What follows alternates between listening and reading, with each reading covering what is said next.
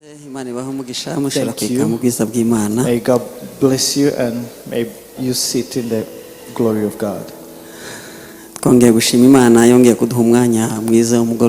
We praise God for giving us a great evening in His presence. It was cold, it was raining, and it was holiday. So naje gusanga abanyamujyi birorosha kuva mu kaza kaza mu rusengero kusha umunsi wakonje. I have realized that it's easy for people in town to come from work and go to church than coming from home on a holiday and go to church. Ni rusange. And that's very common. Hari ibihe bibiri byo bikunda kugora kuboneka kw'abantu. There are two seasons that make it difficult for people to be available.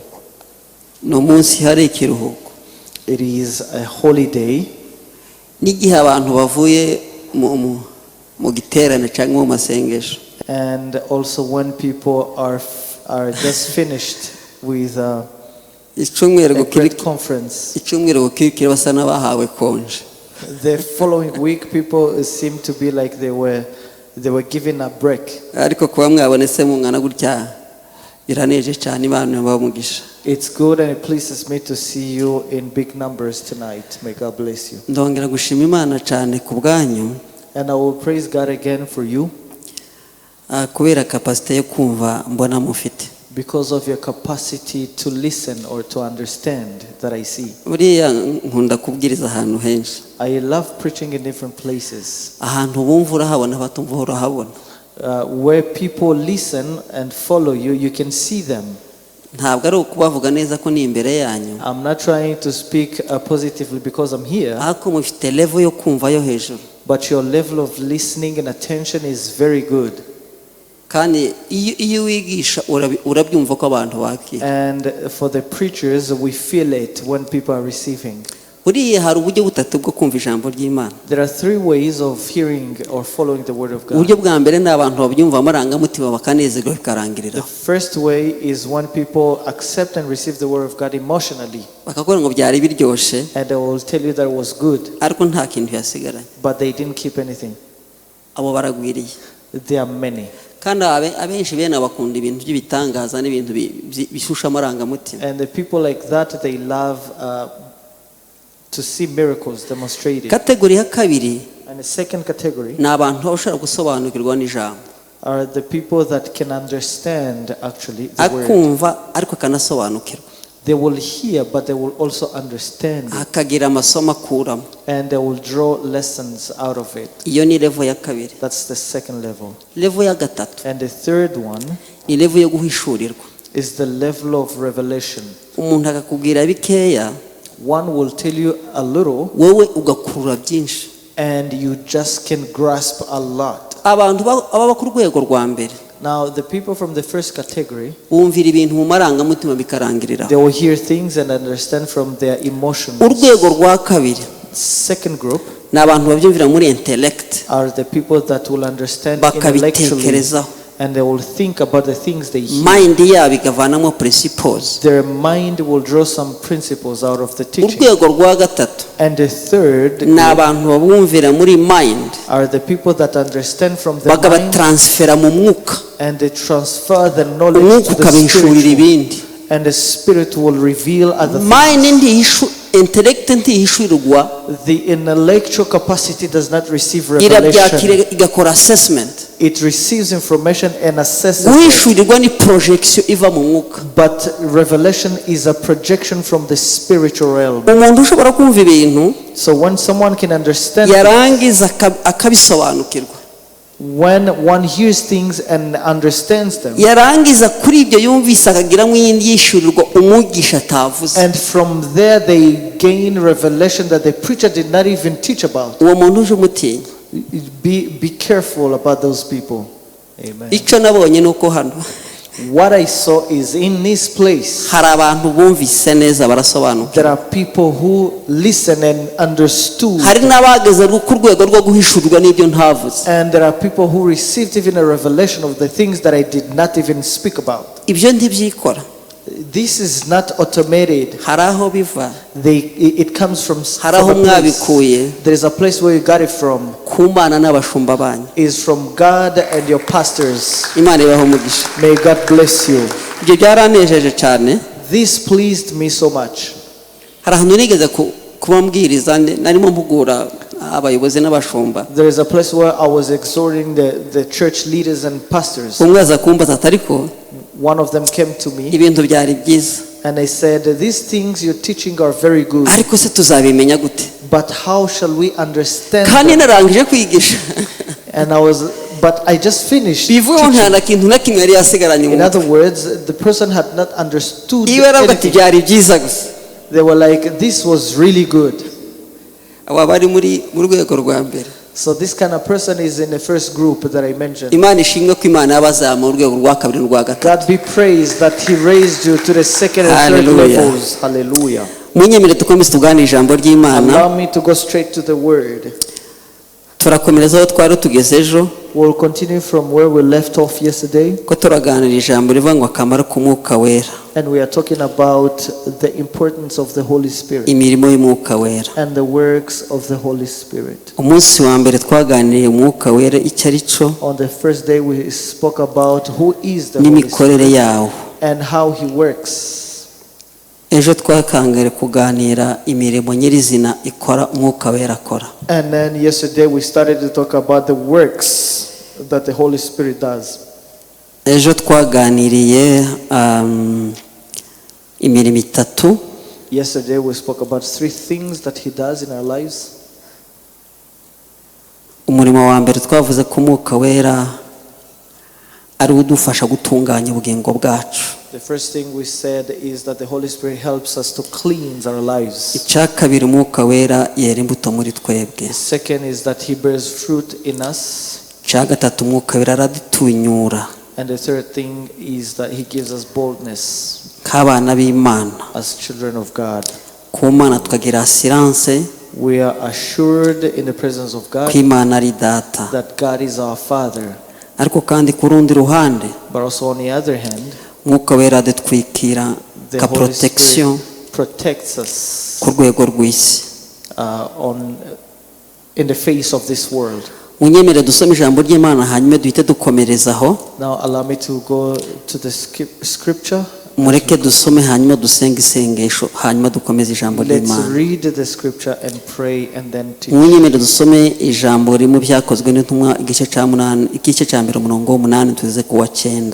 Shall read from Acts chapter 1 verses 8 and 9. Bibiliya yavuga ngo icyakora muzahabwa imbaraga umwuka wera nabamanukira But you shall receive power when the Holy Spirit has come upon you. kandi muzaba abagabo kumpamya i Yerusalemu ni Yudeya yose ni Samariya no kugeza ku mpera And you y'isi shall be witnesses to me in Jerusalem and all Judea and Samaria and to the end of the earth. amaze kuvuga atyo Now when he had spoken these things, azamurwa bakimureba while they watched, igicu kiramubakingiriza he was taken up and a cloud received him. reka dusenga imana mwami imana mu izina rya Yesu Lord, in the name of Jesus, turi imbere yawe uyu mugoroba turagushimiye ko waduhaye kuba imbere yawe thank you that you gave us to be in your presence tonight. twongeye gusaba ngo ubane natwe muri uyu mugoroba We pray that you will be with us again tonight. uganiriza ubugingo bwacu Speak to our hearts. umwuka wawe aganiriza ubugingo bwacu Let your spirit speak to our ku hearts byo ushaka n'ibyo twifuzaho according to your will and purpose of umwuka our wawe turimo lives. turamutekereza ku mirimo migari wamuhaye gukora muri twebwe We are thinking about your spirit so icyo that the works twifuza ni uko yakomeza gukora kandi akaguka muri he's called to twebwe do in our lives. We pray that he will continue to do so. turagushimiye ku byumvise We thank you that you hear kandi us abikoze and that you have ku done bwa it Yesu umwami wacu for our Lord Jesus Christ. amen Amen. turakomeza tuganira imirimo y'umwuka wera Let us continue to talk about the works of the Holy Spirit.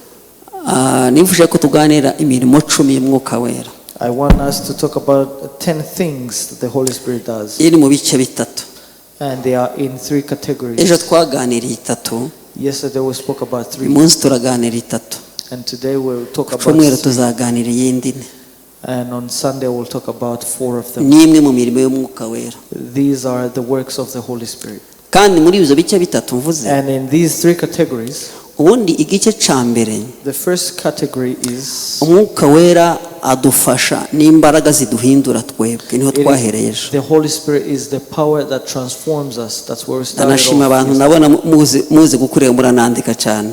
And I love that people here take time to write. Uriya abize education, So for educators or those that studied ikintu education, wandika ugifata inshuro enye paraporo y'icyo wumvise gusa. when you take note, you understand 4 times. Nari muze ngo harimo ibice bitatu. I said there are 3 parts. Igice cya mbere twahereyemo ejo umwuka wera n'imbaraga ziduhindura twebwe. Where we started off yesterday is the Holy Spirit is the power that transforms. Mbere y'uko umwuka wera agufasha kuja guhindura ibindi bintu, Before he helps you to go and change other things, abanza kugihindura wowe, he will change you first. kuko ntushobora guhindura ibintu utarahindutse. Because you can't change anything if you haven't been Inayo transformed. rere dukora cyangwa se abantu benshi bakora bashaka guhindura ibintu ibo batarahindutse. And that's the biggest mistake that many people do. They want to change things, yet they are not transformed themselves. Urwo ni urwego rwa mbere, ni auto transformation. That is auto transformation. Urwego rwa kabiri, The second level umwuka dukoreramo of operation of the Holy Spirit, n'imbaraga zitwagura. it is the power that enlarges us, Nivyo twavuze n'imbaraga z'umurimo. which is what we said, the power of service or ministry. Urwego rwa gatatu, The third level, n'imbaraga za croissance ituganisha gusa n'Imana. it is the power of our growth to the likeness of God. Urwego rwa mbere rw'imbaraga z'umwuka wera So the first category of the Holy Spirit's niyo power to transformation, guhinduka is twebwe. about our transformation, Nivyo Pawulo yabwiye Abaroma, which is what Paul told the araba ngo Romans. ndabinginga kubw'imbabazi z'Imana, Say, I beseech you by the mercies of the Lord, mutange imibiri yanyu that you may give your ibe bodies bitambo bishya. as living Ku murongo wa sacrifice. kabiri avuga ngo And second verse says, ntimwishushanye n'ab'iki gihe, do not be likened, muhinduke the people of rwose the world, mugize imitima mishya, so that you'll be transformed in mugize your thinking, imitekerereze so mishya. that you may be Iyo niyo to transformed in your thinking. transformation. This is transformation. Noneho irangije guhinduka, Now when you're transformed, hari imbaraga zigufasha kwaguka kuja mu murimo. there is power that will enable you to Nizo serve, twasomye aha Yesu yari amasezera abigishwa, which is what we just read when Jesus kwari ukwego rwo kwagura umurimo was saying his last word to his disciples. n'imbaraga It was za a way of enlarging epanusima his word. This was a way of enlarging his word. zirenga imbibi zawe, This goes beyond you zikagera no ku bandi bantu. and it attains other people. Urwego rwa gatatu And rw'imbaraga the third level of power of the n'imbaraga Holy Spirit zituvura kuba ku rwego rw'ubumuntu, is the power that takes us from the ni level of capacité man de croissance, and you grow bidusanisha n'Imana. to the likeness of God. Turi kumwe? Are we together? Uyu munsi rero Now tonight tugiye kuja ku mbaraga za kabiri, we are going to talk about the second level of power, imbaraga za epanouissement. the power of growth. Buriya no mu masengesho Now even in prayer, agira ibice bitatu. prayer has 3 Hari different levels. amasengesho dusenga twisengera There are prayers we pray for ourselves, ibyifuzo byacu. our own requests. Ayo masengesho This kind of prayer ni meza, is good. iyo ashubijwe When answered, atanga autosatisfaction. you are satisfied in your heart. Urwego rwa kabiri Now the second level ni igihe dutangira gusengera abandi, is when we start praying for others. n'urwego rwa intercession. This is called intercession Niryo prayer. sengesho Yesu yasenze mu gice cya 17 muri Yohana, This is the prayer of Jesus in John asengera 17, abigishwa natwe twese. praying for the disciples and all Utangiye of us. kwaguka ugatekereza abandi bantu, Now you are growing as you think about amasengesho yawe others. agatinda ku murimo w'Imana, amasengesho agatinda ku murimo w'Imana, And the prayers will be akaja no oriented ku to the bandi bantu. ministry and also to Ayo other ni people. amasengesho ya epanouissement. This is the kind of prayer that helps you to grow. Urwego rwa gatatu rw'amasengesho And the third level of prayer ni amasengesho atanda vers Dieu, are the prayers of worship, prayers akora ku towards mutima God, w'Imana, This is a prayer aho uzamuka ugadushaka ibiri mu mutima w'Imana, where you raise yourself to go and seek the things that the heart of umuntu God. azamukabo. This is a level that one will agasa naho arimo agakora ku mutima w'Imana mu mitekerereze y'Imana, and they will touch the thoughts of God. Hallelujah. niyo mpamvu mu ijambo ry'Imana That is why in the scripture Imana ikora mu buryo buri strictire. God works according to a certain structure. Ni ngombwa ko tubanza ubwacu tugahinduka, It is important for us to be transformed hanyuma first, Imana ikadufasha guhindura ibindi. and then the Lord will help us to change other things. Ejo twaganiriye ibintu bitatu, So yesterday we spoke about three things. byose bigaruka ku bugingo bwacu, The things that rotate around our umwuka lives, akora mu bugingo bwacu. that the Spirit does in our Uyu lives. munsi turaganira ibindi bintu bitatu. And tonight we are going to focus on three other things Umwuka wera dufasha gukora, that the Spirit of God helps us ariko do. birenga imbibi zacu. But these things go beyond ourselves. Tuba twinjiye mu murimo. Now we are entering ministry. Icya mbere tuza kuganiraho, First thing umwuka wera akora mu buzima bwacu. the Holy Spirit does in our lives, aratwigisha. He teaches us.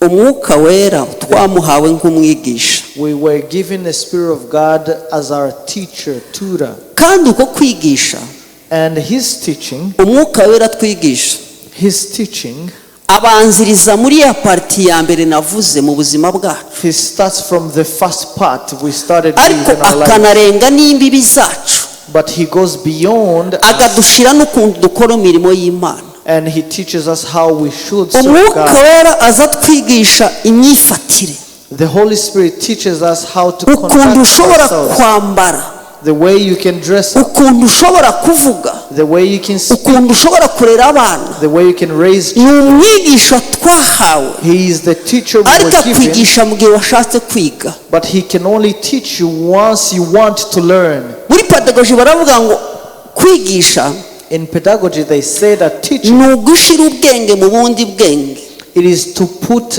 knowledge in another knowledge, or bitewe add knowledge on n'ubushake knowledge, bw'uwakira.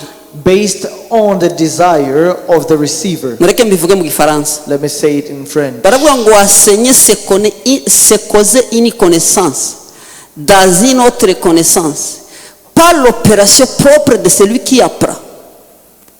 Ni ukuvuga ngo kwigisha ni ugutanga ubumenyi mu bundi bumenyi bitewe n'ubushake bw'urimo wiga. Teaching is adding on knowledge based on the desire of the learner. Umwuka wera twigisha. So the Holy Spirit teaches us. Muri domaine de définition twavuze dutangira, What we said earlier when we igihe started, twabishatse aratwigisha ikintu cyose, when we are willing, the Holy Spirit can teach us ariko all udashatse things. yuko akwigisha But when you don't want Him to teach you, arareka. He will not. Umwuka wera atwigisha n'ukuntu twambara. The Holy Spirit can even teach you how to dress up. Muze kubona abana b'abahungu basigaye bambara inyambaro ukibaza, nta muntu umwuka wera yakwamubwira ngo yambare ipantaro icitse kandi nzima zihari. Today you will see young people wearing torn jeans. There is no one that the Holy Spirit will inspire to wear a torn jean, yet there are good clothes out here. Nta muntu uyoborwa n'umwuka wera There is no one that's led by the Spirit wakwambara umwambaro adashobora kwicara hasi ngo ye kugaragaza les parties zitangombwa kugaragara. There is no one led by the Spirit who can wear a cloth that ubundi will not umwuka allow wera them to aja see. muri details z'ubuzima bwose iyo twamwemereye, The Holy Spirit will go into the details of our lives if you allow Him to. akakubwira n'ukuntu urera abana, He will even teach you how to raise your akaguhisha children. n'umuntu witwara ku mutware, He will teach you how to behave as a noneho husband. wagera no mu kazi hanze And even when you go to akakubwira workplace, n'ukuntu ukora akazi. He will teach you how Hari to naho do ugera your akazi job. ukumva kakugoye, And sometimes your job is ukabwira so umwuka wera hard ngo for you. mfasha kuri ino dosiye, And you will tell the Spirit to help you on a certain file to work on. So the Holy Spirit is not limited on the spiritual matter. He goes into science to tell you how things are done. And even at your workplace, you outperform others. Because he has the capacity. He gives us the capacity to do all things in good way. There is no spiritual man, let me repeat it. There is no spiritual man who should be a poor performer at work. That is not a spiritual man. I worked in banking for 14 years. One of the things that hurt me is that the believers were very lowly. They had a very low marks when we quoted them. They would come to work late. You give them a finance to analyze, and yet they went to school. And the Bible tells us about Daniel where he was.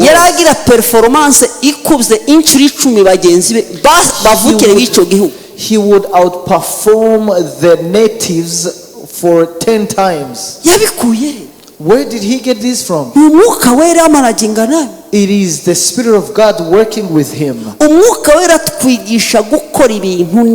The Holy Spirit will teach us how to do things right and in the best way possible. And even in a meeting you will give an idea that's inspired by the Spirit. This will be a solution to all things that everyone will find their place in. Hallelujah. The Holy Spirit is a good teacher. There are 3 words that mean the same, and the Holy Spirit, the teacher, the counselor, and the trainer. These words are the same, but they operate on different levels because of those names. The Holy Spirit teaches us. He trains us. And he gives us counsel in everything we do with our lives. Until today, when we fail to do certain things right, yet we were supposed to do these things right. What is the problem exactly? It is because the Holy Spirit was never given the right place. The Holy Spirit is not limited on shouting hallelujah. Daniel never said hallelujah in Babylon. But he worked because of the Spirit he would do his job. And this pushed 4 kings. They would hire him actually. From Nebuchadnezzar and his son until Darius and King Cyrus. All of them worked with him because of his nature and the way he worked. And they said, we do not want any other person. The day Pharaoh told Joseph to take responsibility over his house, he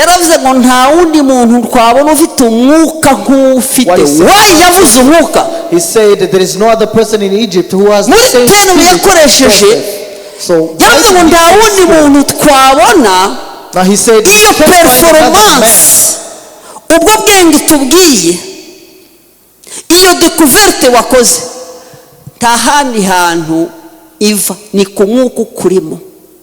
what he meant is actually whatever that Joseph had discovered, it did not come from other places other than the Spirit that was in him. umwuka wera azatwigisha neza. The Holy Spirit teaches us well. Akadutoza neza. And he trains us well. Akatugira inama zikwiriye. And he gives us good counsel. Ubundi igihe cyose umukristo ukorana n'umwuka wera. Now every time is a Christian who works with the Holy Spirit, ahantu hakeneye inama, when you are in a place where you need counsel, mbere yo kubaza abandi bantu, before you ask any other ubwira person, umwuka wera ngo umwuka wera nkeneye intervention yawe. You tell the Spirit, you say, I need your intervention. Kangahe tumubaza se? How many times do we even ask for his counsel? Il est disponible. He is available. Abari igihe cyose yitegeye ko tumwakira twamwe ngo turagukeneye. He is always available, waiting on us to tell him that we need him. Hanyuma kigaragaza. And he will manifest himself. Hallelujah. Icyo masabira nuko umuntu wese yifuza kwigishwa n'umwuka wera. I pray that every one of you will desire to be taught by the Holy Spirit. Amen. Ubundi imbaraga z'umwuka wera, the power of the Holy Spirit si ukugira ngo tube agite, is not for, amarangamutima ashuhe cyane, is not to shake up our emotions. Ahubwo umwuka wera adashaka aduha inama ziba permanent, ziba durable. He wants to give us durable. Kuko icy'ingenzi, because what's important, what's important to the Holy Spirit is that we may do bimarka difference that will kurusha kugaragaza amarangamutima atamarka difference. What he intends is to do things that will make a difference than to just show emotions. Hariya muri Yohana twasomye ejo bundi. Now what we read in John, yabwiye abigishwa ngo uwo mufasha naza, he told his disciples, when the helper muzabana nawe muri byose, he will guide you through all things. Akugira inama kangahe? How many times does he give you counsel? Tuje tugerageza kuzana ubuzima bw'ubumana. Let's try to bring the life of God bube pratique mu buzima kurusha kuba theory. To be practical than theoretical. Ni ngombwa ko umwuka wera umwumva mu buryo buri tangible. It is important for you to understand the Holy Spirit tangibly. Hari umuvugabutumwa nzi wigeze yaragiye kuvuga ubutumwa arambwiye ngo se abamwegereza aravuga ati none yavuga amakuru akavuga ngo twaje ariko bamuna ari umwe. So there is a preacher who, whenever he was preaching, he'd say, we came, we did this, we did that. Yet he was alone. And they asked him, why are you saying we? Did you leave anyone behind? No, and he would say, no, I came with the Holy Spirit and I'm So in his mind, he knows that he is with the Holy Spirit everywhere. So we were two. I came with the Holy Spirit.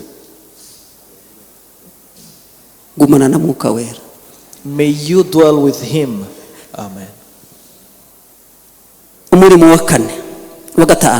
The fifth thing that he does.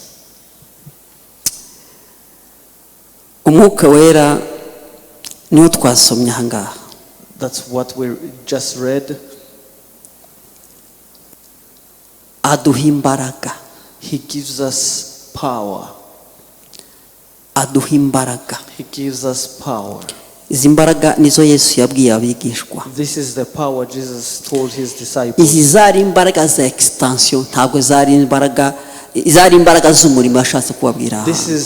is the power for the ministry. He told them, when the Spirit comes, you shall receive power. And you'll be able to be my witnesses in Jerusalem, in all Judea, in Samaria, up to the end of the world. After saying his words, he left. This is the last word. The Bible says that after he said his words, he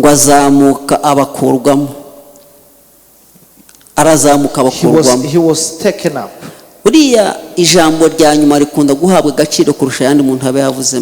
Normally, the last word someone says is very important than many previous things that he might have said before. He had left them with ministry.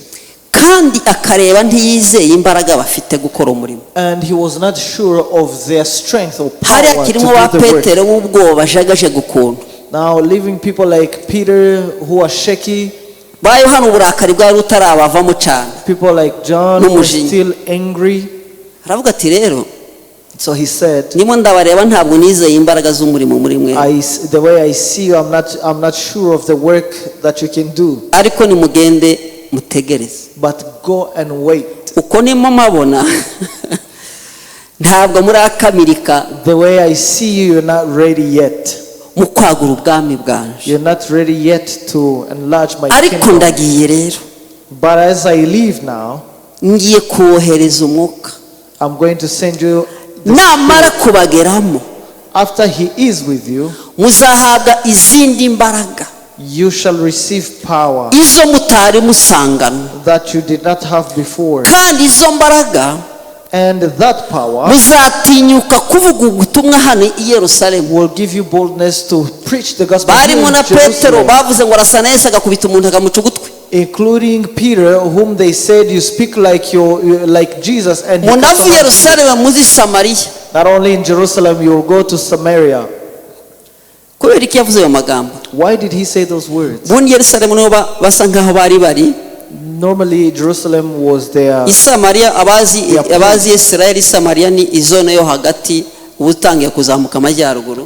For those that know Israel, Samaria is in the middle of the country. So the context is that the people there, they had mixed up themselves and they did not trust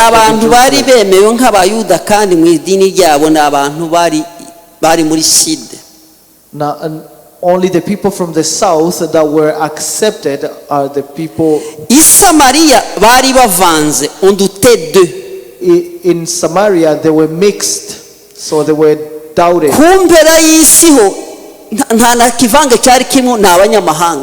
Now to the end of the world is just the Gentiles.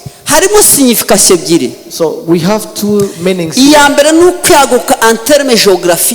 The first thing is you will grow geographically.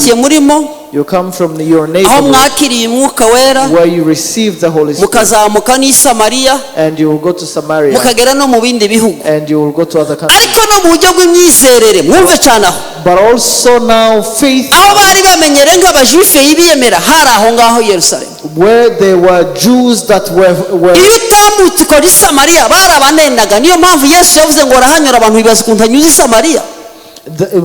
going out of Jerusalem, it means that there wouldn't be a like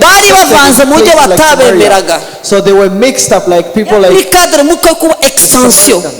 So this is in the way of enlarging their mind. Now to the end of the world, we were just Gentiles. It said to them, the power will give you. Not only that it will strengthen you, but you need to grow spiritually. You will teach your own people. You will teach those and you will teach the Gentiles. This is the power to extend, to grow. Now there are three parts that the Holy Spirit gives. The first is this power will do three things. The first is the power that gives us boldness. This is what Jesus told them. You will you'll be bold enough to preach the gospel, to serve God anywhere. So what we said yesterday that Paul told the Romans, it was about the boldness in terms of assurance that you will draw near God as your Father. But in this context, it's about in front of men. So he was like the Jews that were afraid of, and the Samaritan that don't want to see, and everywhere else. You will be bold enough to witness of me. Number one, the power will first give boldness to one who is working, and you'll be proud of what you're doing. You will say, I am a Christian in the presence of sinners. You will preach the word of God in front of the great men. I went to preach to a place recently. It was in a... One person came to me and I said, they asked me what I do. I told them. And they said, I said, I am a pastor, but I do other things as well. And he said to me, I feel like whatever you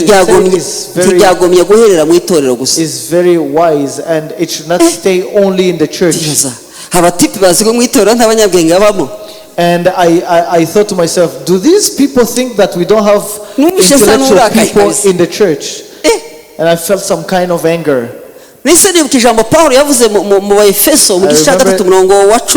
Remember the word Paul said,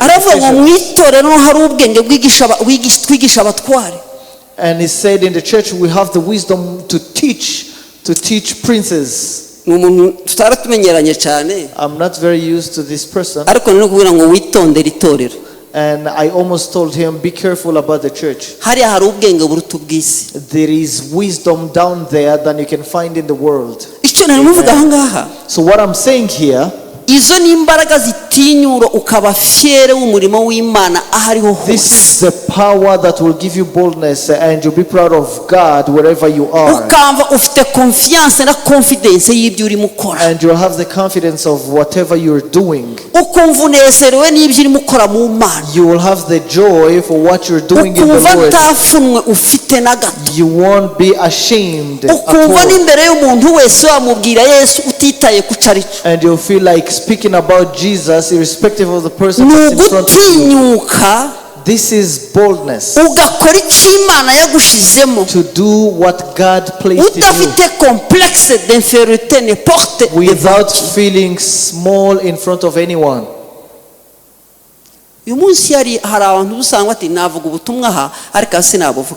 There are people today who can tell you, I can preach here but I can't go there. The power that Jesus was talking about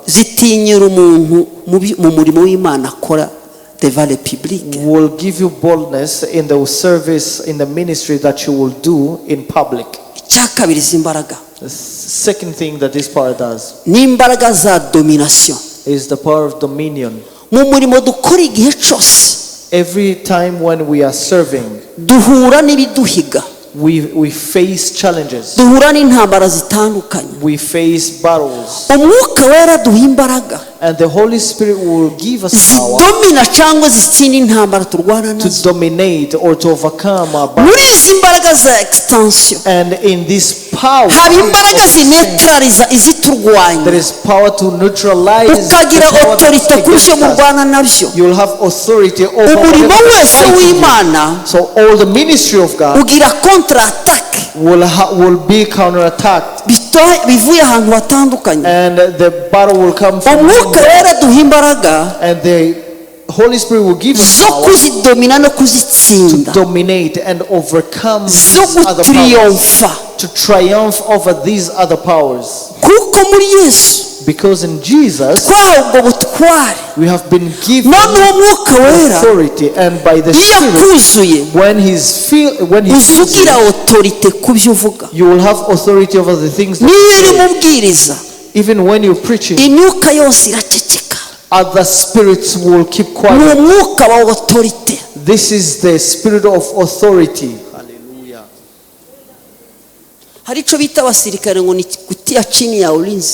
There are terms that they use in military.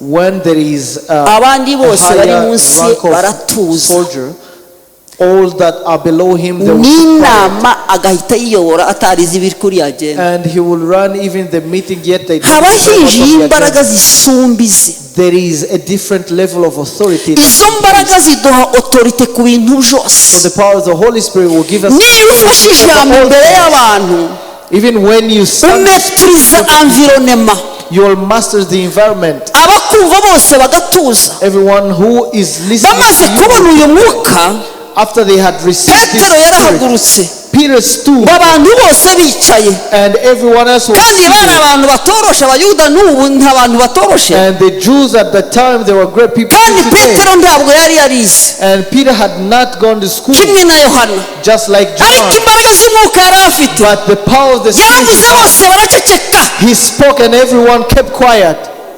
They kept quiet. And he dominated the environment.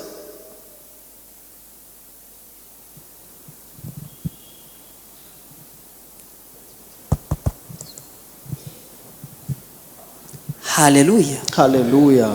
buriya imbaraga z'umwuka wera Now the power of the Holy Spirit zidushira mu kirere kiri hejuru y'ikirere cy'umwanzi. will put us in a higher realm than the realm of our enemy. ubundi abantu, reka mbereke, Normally, imbaraga man, z'ubumuntu ziba mu kirere cya mbere, the power of man is in the first realm.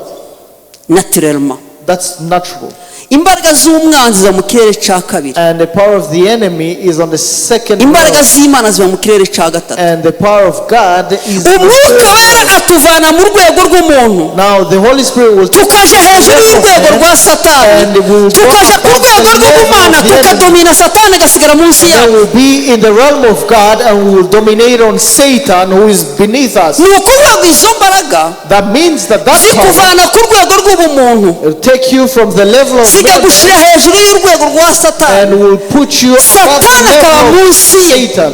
niyo mpamvu imana yavuze, ijambo ry'imana rivuga ngo That is why the word of God ngo says, imana yazamuye yesu, God ngo elevated ibintu byose Jesus bishyira munsi y'ibirenge and bye, he put all na satani yari munsi y'ibirenge bye. including iyo Satan. twagize izo mbaraga zidushyira hejuru y'ubutware That is bwose, why you have that when we have the icyo power gihe it puts us turadomina, above. When we are turategeka above, ntabwo then tudiringa.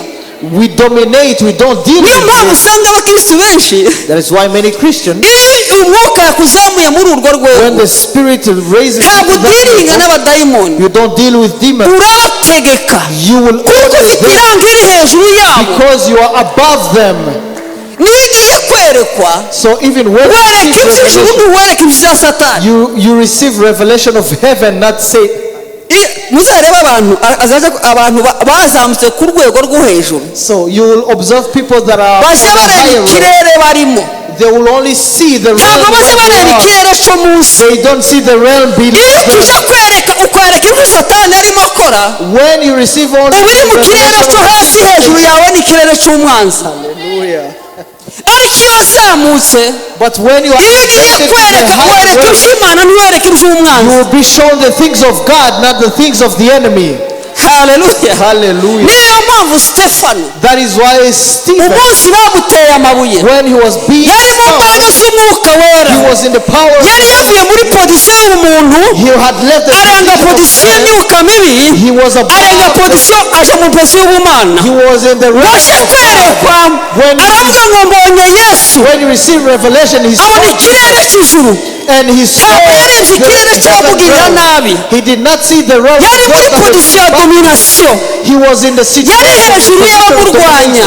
He was above his aravuga ngo enemies. mbonye umwana w'imana, And he said, I see ijuru rirakinguka, aravuga ngo mbonye umwana w'imana. And he said, I icyo see navuga kuri aba, what I can say to these people, ubababarire, forgive them. sont des petits, ils ne savent pas ce qu'ils font. They don't even know what they're doing. Hallelujah. umwuka wera adushyira mu kirere cya The dominasiyo. Holy Spirit will put us in the place of dominion. haleluya. Hallelujah. umwuka wera ntaza akorera hasi, The Holy Spirit does not go to operate from down there. aduha imbaraga zo kutuzamura hejuru He y'ibicu. elevates us above our challenges. Amen. ubundi Normally, kimwe kizakwereka urwego urimo, what will show you the realm from which you're operating ni igihe uri suppose kuba uri imbere y'amaso y'Imana is when you're in the presence of God. ubundi iyo uri musenga uri imbere y'amaso y'Imana. Now when you are in prayer in the presence of God, uri mu cyumba cyo hejuru in the upper room, amagambo ukoresha ubundi normally the language you use or the words uri mu you use, kirere cyo kuganira n'Imana. you are in a realm of speaking with God. iyo rero ugarutse kuri tere, Now when you come back to the field, ntiwagombye kuza ikintu kiza kinsetsa mu mbabare kubivuga. now there is something that amazes me. I'm ukuntu sorry to say umukristu this. aja mu cyumba cy'amasengesho You'll see a Christian go to the prayer room, ari ugasanga karahangana n'imyuka mibi. but again you see them ndirukana karande, ndirukana amapepo. uri imbere, uri mu kirere cya gatatu, aho nta mapepo abaho. ni mu bwiza bw'Imana. ariko usanga you are in the presence of God, you're fighting karukana za against demons. karande. You're like, No. you're casting out uri imbere demons. y'amaso You y'Imana. are in the presence of God. kurirukana karande imbere y'amaso You y'Imana. can't be fighting the flesh in the presence of God. No. Imana se noneho Imana nijubaye karande bigaragaza level imitekerereze ni nivo y'abantu. This will show you the level of human ariko iyo thinking. tuzamutse ku musozi imbere y'amaso But y'Imana, when we go on the mountain in the tuba presence of tugiye God, kumva ubwiza bw'Imana we n'impumeko are y'Imana. going noneho twamanuka to see the glory iyo of God. dushitse kuri tere, So when we come back to the dutegeka field, za karande you zikagenda. give orders to things and they will be cast ni out. nayo mpamvu Yesu mu amasengesho ye, That is why Jesus in his prayer, iyo yajaga gusenga Imana, whenever he went up the yabaga mountain to agiye pray, kumva Imana. he was going to hear iyo God. yamanukaga kuri tere, When he came to the field, yarategekaga he would give orders. kuko yari afite Hallelujah. imbaraga zisumba ibyo arimo. Because his power was above the things he was dealing with. Hallelujah. umunsi azura Lazaro, The day he raised Lazarus, uzi icyo yakoze? do you know what he did? yaravuze ngo Mana ndagushima He looked up, he said, Father, I thank you kuko usanzwe unyumva, because you always hear me. Hallelujah. kandi mbivugiye ngo abari hano babibona. And I say this for the people ngo here to arangize see. aravuga ngo Lazaro sohoka, il a donné l'ordre. And then he gave an order. He said, Lazarus, come out. gushima byari bisobanuye iki? What did it mean to iyo give ushimye thanks? umanura environnement y'Imana mu When you buzima. give thanks, you draw the presence of God in the situation. warangize And then imbaraga yari afite zari ifite ubushobozi bwo kuzura umuntu. the power he had aravuga ngo Lazaro was sohoka. enough to raise Lazarus. yaza kuba bamwe muri twebwe aha Had it been some of us here, abarirukanye imbaraga z'urupfu kamara iminsi nk'ibi ravuga ko karande z'urupfu nizigenda. we could have spent 2 days fighting against the power of death. ibyo bigaragaza level That shows only the level ya position y'umuntu mu mwuka. of that person's position in the spiritual realm. nigeze kuja ahantu I once went to a place twari mu giterane, and it was a conference. ndangije kubwiriza tuye muri service ya kabiri, After preaching and going ahead, bazana umwana w'umukobwa wari urwaye, they brought a young girl who was sick. yararwaye amapepo. The girl was demon possessed. noneho iryo torero ryari rifite cave, bamushyira muri cave, The church had baza kumwira tuje kumusengera. a basement room, so they called me to go down there to pray n'umwe mu bashumba bari baraho with one of the pastors ngo there. dushike umuntu akuyemo ikoti, When we got there, I saw the pastor removing his jacket anziza ishati, and he pulled anzinga amaboko his shirt y'ishati. sleeves. cyangwa se bigenze gute? So I asked him what's going on, aravuga ngo aya ni amapepo tugiye gusengera, and he was like, "We are going to cast out demons. ifoko tuba twiteguye neza. We need to be ready." ndaseka cyane, So I laughed. nabwira ikirukana amapepo si ukwambura ikoti. So I told him, removing your jacket imbaraga cannot cast out zikurimo the nimba ziri demons. munsi y'ipepo ntagenda. imbaraga zikurimo I said, the power in you, if nimba ziri munsi y'imbaraga if y'ipepo it's below ntagenda. the power of the demon, ariko the niba demon is not imbaraga going anywhere. ziturimo But if the power in us ziri hejuru y'imbaraga is above the power of this demon, aragenda. the demon will leave. Pastor, ibyo uvuga rero nawe ega ibintu ntibyoroshe. And the pastor said, things are not easy up here. Nabwira ati rero isha ku ruhande ho gatoya. So I put him aside. Nabwo ati reka tumusengere. I said, let's pray for the girl. Yagiye kudukubita nabwo ntabwo adukubita. And I said, if the girl is going to beat us, I said, no. Izina ryo mukobwa n'indararimbwira. I asked the name of the girl, they told me. Nimbara ngo ni Jeanette, wanza ari Jeanette. Something like that. Ndamubwira Jeanette aranyitaba. Ndamubwira icara ntuhave ntararangiza gusenga. I called Jeanette, I said, sit down and don't move until I finish. So she sat down. Reka tumusengere. And I said, let's pray for her. We prayed for her. Around 7 to 8 minutes. She healed and we took her back to the service. So what was the power to dominate the power that was in that young girl. Amen. The Holy Spirit aduha imbaraga za domination na autorité ku bindi bintu. He gives us the power to dominate. Niyo mpamvu Paulo yavuze mu Bakorinto. That's why Paul says we tear down ibintu byose byishize hejuru kurwanya Imana. Everything that raises itself against God. Hallelujah. Umunsi Paulo yahagazamo Petero amaze kuzura umwuka wera. Now the day Peter was filled with the Spirit. Yaravuza amahane n'amatiku y'abayuda baraceceka. He spoke about their wrongdoings and they kept quiet. Autorité ku mbaraga zari zibari. Authority over them. Ukeneye autorité y'umwuka wera ku bintu bikurwanya byose. You need the authority of the Holy Spirit over everything that fights against you. Hallelujah. Hallelujah. Izimbaraga kandi ndacyari kumvuga kuri izi imbaraga z'umwuka wera duha. I'm still talking about the power of the Holy Spirit. Third, zigira imbaraga za attraction. The power of the Holy Spirit will attract icyo twita amavuta. What we call anointing. Umwuka wera aduha imbaraga za attraction yitwa amavuta. The Holy Spirit will give us the power to attract, which we call anointing. Izimbaraga tuvuga ziradomina. Normally the power we're talking about will dominate. Ariko nubundi azaduha n'imbaraga za attraction. But he also gives us power to attract, aricyo twita amavuta, which is what we call anointing. Aya mavuta, anointing, niyo kurura imitima y'abantu, is what draws the hearts of men. No imbaraga zituma ugira autorité kubyo ubwira abantu. And then the power will give you authority. Ariko amavuta y'umwuka wera akurura imitima y'abantu. But the anointing of the Holy Spirit will draw the hearts of men. Amagambo uvuze, so the word you use will touch people's hearts and will draw them to you. After Peter said those words, the Bible says that his words pierced their hearts. And over 3,000 men, they were attracted by this. What did that mean? There was the power of dominion and the power of attraction.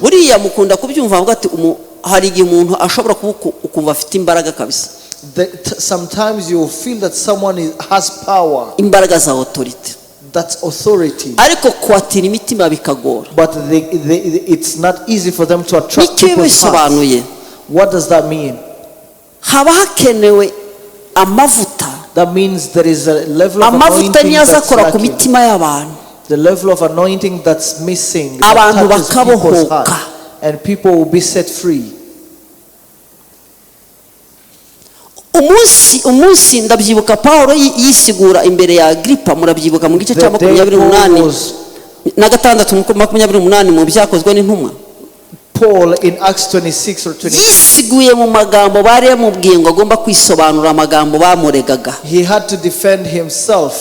Ariko mu kwisobanura kwe, but in his defense, kuko yari afite imbaraga z'umwuka wera, because he had the power of the Holy Spirit, yari ametiriza audience. He would master the whole ariko ikiza kinezeza cyane. But what amazes me mu magambo yavuze arangiza kuvuga is amagambo, the words that he used to il a close. attiré le cœur He attracted the heart of the one who Agrippa amaze kumva amagambo abwiwe, Agrippa had heard aravuga ngo his words. Pawulo, He said, Paul, hari hasigaye gato you naje nkaba umukristo. almost turned ibyo urimo uvuga byose numva byankuruye umutima. whatever you say yarashinzwe kumucira urubanza, my heart.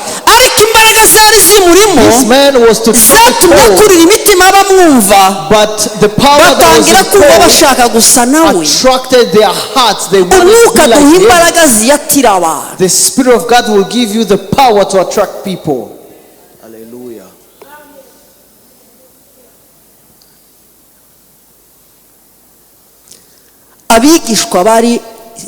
abigishwa Yesu yabwiraga bagomba guhabwa imbaraga zifite ibyo bintu bitatu. So the disciples Jesus was talking to, they were supposed to receive the power that would give them these three things. zo kubatinyura mu ruhame, The power to give them boldness in the za public, domination kubibarwanya, the power to dominate over za their attraction challenges, kugarura imitima and y'abantu. the power to attract people's Niki hearts. kibikora? Who does this? Ni umwuka wera. The Holy Spirit. Hallelujah. Hallelujah. Turabikeneye. We need this ngira ngo twumve neza ibikorwa by'umwuka. for us to understand well the things of the Spirit. Niyo mpamvu umwuka wera ari avuga nk'imbaraga z'Imana. That is why the Spirit speaks with the authority of God. cyanyuma nsoza. Lastly, cya gatandatu, the sixth point. umwuka wera muri no domaine twarimo tuvuga yo kwaguka mu murimo w'Imana. In the field of growth in ministry, ajya tugabira impano. the Holy Spirit will give us niyo gifts. tugiye gusoreza. That's where we're going to close. mu byandike hara mu gitabo cy'abakorinto ba mbere 12:4 ariho duhera duhite dusoza dusenga Imana. In 1 Corinthians 12 from verse 1, igikorwa cya gatandatu cy'umwuka. we are going to talk about the sixth work of the Spirit in us.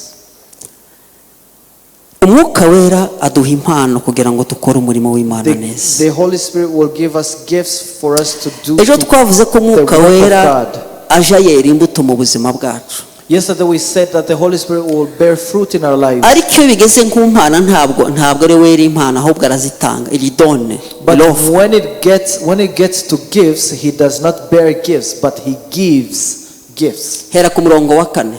Now we'll start from verse 4. ahangaha Pawulo yabwiye abakorinto impano zitandukanye hafi 9. Now Paul is talking to Corinthians about kandi agaragaza ko ari umwuka uzitanga. 9 gifts, as he shows that it's the Spirit that gives them. icyakora hari impano z'uburyo bwinshi. There are diversities of gifts, ariko umwuka ni umwe. but the same Spirit. kandi hari uburyo bwinshi bwo kugabura iby'Imana. There are differences of ariko ministries, umwami ni umwe. but the same Lord. hariho uburyo bwinshi bwo gukora, There are ariko Imana diversities ikorera of muri byose activities, muri bose ni imwe. but it is the same God who works all in all. umuntu wese agahabwa ikimwerekana umwuka kugira ngo bose bafashwe. But the manifestation of the Spirit is given to each one for the profit of all. ahantu hagiye kuzirebera rero. Now this is how he's going to kiri kuri ariya put them. magambo atatu yavuzwe hariya haruguru. As I'm still on these three words, havuze we just umwuka, read. havuze Imana, havuze umwami. We say the Spirit, we say God, and we say the Lord. ubundi iyo tuje mu murimo w'Imana, Now when we are in ministry, Imana ni iduhamagarira umurimo, God is the one that calls us to ministry, ikaduha umurimo wo gukora and he will give us what binyuze muri Kristo Yesu. through Jesus Christ. umuhamagaro si prerogative y'umwuka, ni prerogative y'Imana. mwumve Now neza. the calling is God's business, not the Spirit's business. ibintu biri separe. There is Imana ni separation of powers iduhamagarira here. umurimo wo gukora God calls us for what to do binyuze muri Kristo Yesu, through Jesus Christ. ikaduha imirimo itandukanye, icyo twita imihamagaro cyangwa imirimo. He'll give us different callings.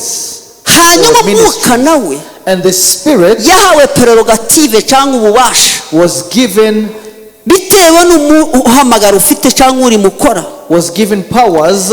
ikaguha impano zigufasha muri wa According to your murimo. calling, he will give you gifts. kandi iyo umwuka wera zitanze, And when the Spirit of God gives you gifts, iyo utanze ntibwo iyigumana. He will give you gifts and he will never take it hari back. hano yavuze rero Now this is what Paul umwe said. aheshwa ijambo ry'ubwenge n'umwuka, For to one is given the word of wisdom, undi agaheshwa n'uwo mwuka ijambo ryo kumenya. Iyo ni to impano ya another the kabiri. word of knowledge through the same Spirit, undi agaheshwa n'uwo mwuka kwizera, to another faith by the same Spirit, undi agaheshwa n'uwo mwuka impano zo gukiza indwara, to another gifts of healing by the same undi agahabwa Spirit, gukora ibitangaza, to another with the working of undi agahabwa miracles, guhanura, to another prophecy, undi agahabwa kurobanura imyuka, to another discerning of undi agahabwa spirits, kuvuga ku ndimi to another nyinshi, different kinds of tongues, undi agahabwa gusobanura to indimi. another the interpretation of Niki tongues. bivuga aha hantu? What does this mean? Iyo Imana imaze kuduhamagara mu mirimo yayo, When God has called us to his ministry, to his work, yahaye uburenganzira umwuka, he has given to the Spirit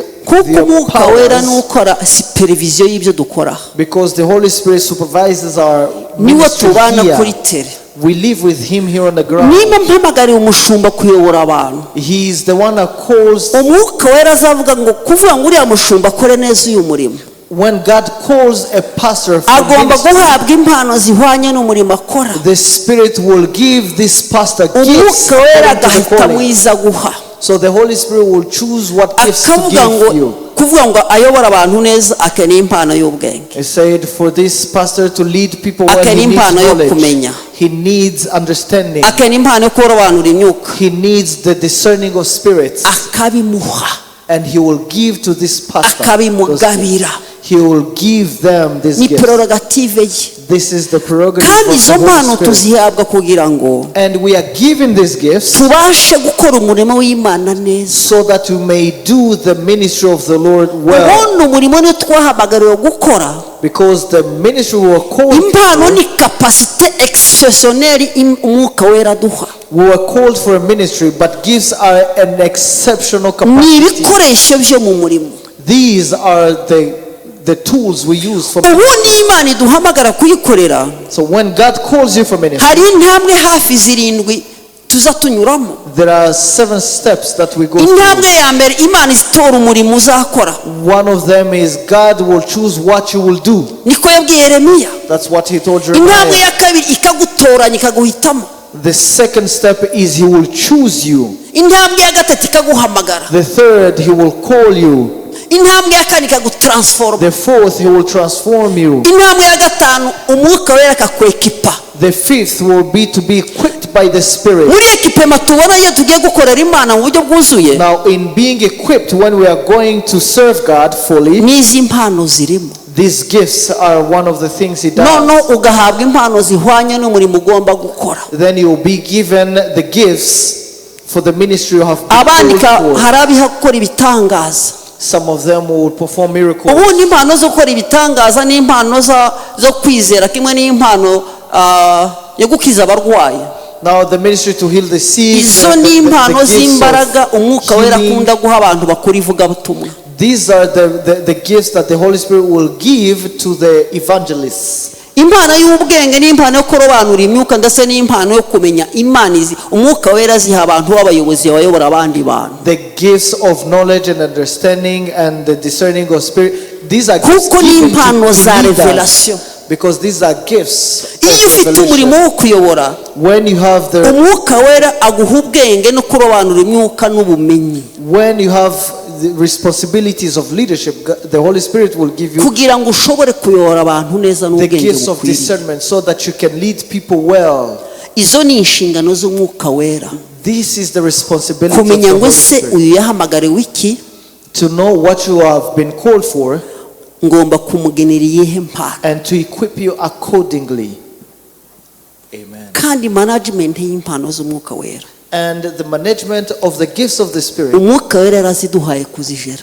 He gave us to manage this. Amen. Kuko zo ni impano, ntabwo ari za mbuto twavuze. These are gifts. These are not fruit. Imbuto umwuka wera zerera muri twe, The fruit, the Holy Spirit will bear them ariko impano in yuko ari us. izifasha abantu, niko Pawulo yabivuze. But the gifts, because they are for the umwuka wera arize gusingiriza. For helping others, the Holy Spirit will hand them to you. Ukamenya ukuntu zikoresha mu muhamagaro. You will know how to use these in your ministry. Iyo ni prerogative y'umwuka wera. That is in the powers of the Holy Spirit. Niyo mpamvu, that's why ibi bintu rero by'impano, these things of gifts, abantu bagiye babyitwaramo nabi. People misbehaved with their gifts. Bigatuma umuntu asigarana impano nta mwuka akigira. You will find that people, they only have gifts and not impano wayisigarana umwuka mudakorana. You can stay with the gift, but you're not working under the Spirit. Umwuka wera azayitanga akayigaba. Because the gift is a gift, He will give it to you. Ariko imbuto azerera muri wowe. But the fruit, He will bear them in Niyo you. mpamvu Yesu yavuze ngo muzabamenyera ku mbuto zabo. That is why Jesus said, you shall know them by their fruit. Impano nizo umwuka wera aduha. The gifts are given by the Holy Spirit. Ariko management yayo ni twebwe. But the management of the gifts niyo depends mpamvu on us. That is bitagutangaza ko umuntu yatandukana n'umwuka agasigarana impano. It is not surprising that one can separate from the Spirit and then keep the gifts. When the Spirit gives, you keep it. Niyo mpamvu yitwa impano. That is why it's called a gift. Ariko ziva he? But where does it come from? Ku mwuka wera. From the Spirit. Ntawagira impano y'Imana atayihawe n'umwuka wera. You cannot be given God's gift without the Holy Spirit. Imana idufashe. May God help Imana us. iduhe umugisha. May God bless us. Ngiri gaburo ry'uyu munsi. This is the teaching of the day. Amen. Munyemerere dusabe umushumba azadusengera Imana. Let me ask the pastor to come and pray. Adusabira Imana ngo Imana iduhe gukorana n'umwuka wera. Let us the pastor to come forward and iyi mirimo pray that God will twaganiriye use us. umwuka wera ube muri twebwe kandi munyemereye duhaguruke twese. Please allow me to ask you to stand up all. Hari imwe mu mirimo tuvuze umwuka wera. There is one thing that we spoke about the Holy Spirit. Ariko umuntu yakwibaza ngo, but you may wonder and ask yourself, kuko umushumba yatubwiye tugitangira, as the preacher said when we started, tumaze iminsi tuvuga Pentecost imyaka myinshi. We've been talking about Pentecost for many years. Umwuka wera twararurimbye igihe kirekire. Umwuka wera twararurimbye igihe kirekire. We have been teaching and singing about the Holy Spirit. Tumereranye gute nawe? How are we living with Him? Tubanye gute nawe? How are we living with Him? Dushudika gute nawe? How do we befriend Dukorana gute nawe? C'est ça la question. How do we work with Him? Domaine de définition y'umwuka wera muri nje ingana iki? How much space did you give Him in your life? Question mark. That's a question you have to ask yourself. Mushumba tamko dusengere. Please, Pastor, come forward. Hallelujah. Hallelujah. Hallelujah. Hallelujah. Reka tuzamure ibiganza byacu. Let us raise our hands. Dutekereze. Let us think. Reka tuzamure ibiganza byacu. Let us raise our hands. Dutekereze. Let us think. Imana ishimwe ko twize. May God be glorified that we learned. Hari icyo wamenye wasobanukiwe. There is something that you have understood. Hari icyo umwuka yagiye kubwira. There is something that the Spirit inspired you. Kumuzamura amaboko no ikimenyetso cyo kuvuga ngo mwami sinshoboye. Raising your hands is a sign of surrender, saying, I cannot do it on my own. Ndagukeneye. I need you. Ni igihe cyo kwireba no kwisuzuma. This is the time to look into yourself. Ndagukeneye Mana. I need you, Lord. Iki cyumweru cyose twarabivuze ngo We said ni icyumweru cya evaluation. We say that this week uburyo ki tubanye na mwuka wera. Assess ourselves the way we live. Kandi ni buri wese. And this is for everyone. Muri domaine zose in all spheres of life. Dukeneye mwuka wera. We need the Holy Spirit. Mana data mu izina rya Yesu Kristo. Twongeye kugushima muri uyu mugoroba no. turagushima ko wagendereye itorero ryawe kugira ngo urihugure. Turagushima yuko mwami Imana yacu ushatse kutuvana mu rwego tugeze mu rundi. Turagushima kuri kutwereka inzira. Turagushima ko umwami Imana yacu impano ikomeye waduhaye Mwuka Wera